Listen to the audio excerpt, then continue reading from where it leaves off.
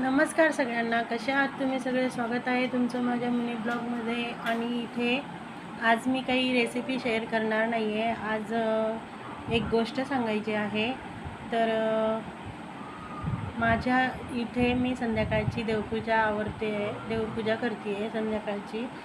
तर छान देवपूजा संध्याकाळची झाल्यानंतर रोहित माझा गेला होता स्टेशनला. आईने वस्तू पाठवलेल्या, आई पण आलेली आहे, पण आता भावाकडे गेलेली आहे.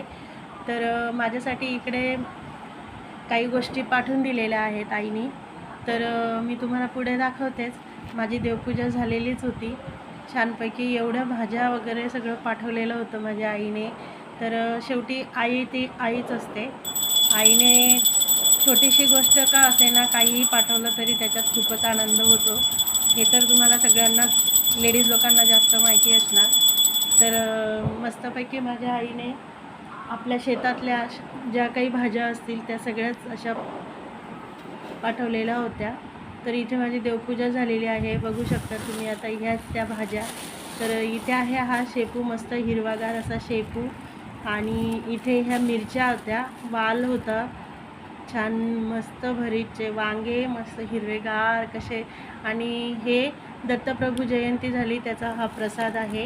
इथे आहेत सीताफळ, आणि भरपूर असे सीताफळ पाठवलेले आहेत मस्तपैकी. तर सीताफळ ही आहे हिरवी चवळी, मस्त साफ करून दिलेली आहे. कारले, तर हे रताळे आहेत. छानपैकी रताळ्यांची मी पण रेसिपी शेअर करणार. आणि ही आहे गावरान भेंडी. ही गावरान भेंडी खायला इतकी टेस्टी लागते ना, खूप छान लागते. तर अशा त्या वस्तू आणि ह्या भाज्या अशा माझ्या आईने माझ्यासाठी पाठवलेल्या आहेत. तर थँक्यू सो मच आई. तर आजचा व्हिडिओ वेगळा आहे. तर आवडला असेल तर व्हिडिओला लाईक, शेअर, सबस्क्राईब नक्की करा. भेटूया पुढच्या व्हिडिओमध्ये. तोपर्यंत बाय.